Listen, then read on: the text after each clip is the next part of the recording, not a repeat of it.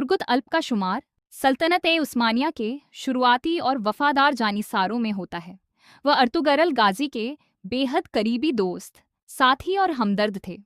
अर्तुगरल की वफात के बाद भी वह सल्तनत-ए-उस्मानिया के बानी उस्मान अव्वल के वफादार रहे और हुकूमत के अहम मुआविनों में शामिल रहे।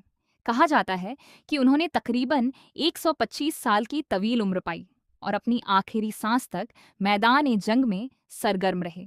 बचपन में मंगोलों ने उनके वालिदैन को शहीद कर दिया, जबकि उनकी अहलिया को जिंदा जला दिया गया था। उनका सबसे मशहूर हथियार उनका अजीम कुल्हाड़ा था। वह उन चंद जंगजुओं में शामिल थे जिन्होंने तलवार के बजाय कुल्हाड़े को अपना मुस्तकिल हथियार बनाया।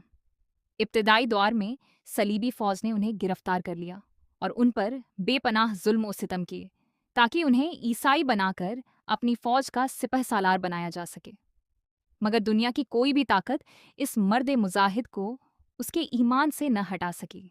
तुर्गुत अल्प ने सारी जिंदगी कुल्हाड़े को ही अपना हथियार बनाए रखा। रिवायत के मुताबिक जब वह या अल्लाह का नारा लगाकर अपना कुल्हाड़ा चलाते थे तो दुश्मनों की सफों में तबाही मच जाती थी। कहा जाता है कि वह दुनिया के सबसे लंबे समय तक मैदान-ए-जंग में रहने वाले मुजाहिदीन में शुमार होते हैं और अपनी आखिरी सांस तक दुश्मनों के सामने सीसा पिलाई हुई दीवार बने रहे। उनका मशहूर कुल्हाड़ा आज भी तुर्की के एक अजायब घर की जीनत बताया जाता है। ये कुल्हाड़ा तकरीबन 92 सेंटीमीटर लंबा और 1650 ग्राम वजनी था। बेहतरीन फौलाद से तैयार किया गया यह 2 धारी कुल्हाड़ा था, जबकि उसके दस्ते पर चमड़ा चढ़ा हुआ था।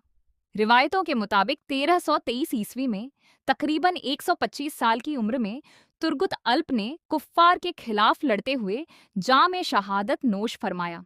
कहा जाता है कि इस अजीम खानाबदोश मुजाहिद की कुल मीरास सिर्फ उसका मशहूर कुल्हाड़ा था। उनका मकबरा तुर्की के एक इलाके में वाक़े बताया जाता है, जबकि अर्तुगरल गाजी के मकबरे के बाहर भी तुर्गुत अल्प के नाम से मंसूब एक यादगारी कब्र मौजूद है। 1877 से 1878 की रूस तुर्की जंग के दौरान मौजूदा बुल्गारिया के मुसलमानों ने एक नई बस्ती आबाद की, जिसे सुल्तान के मशवरे से तुर्गुत अल्प के नाम से मंसूब किया गया।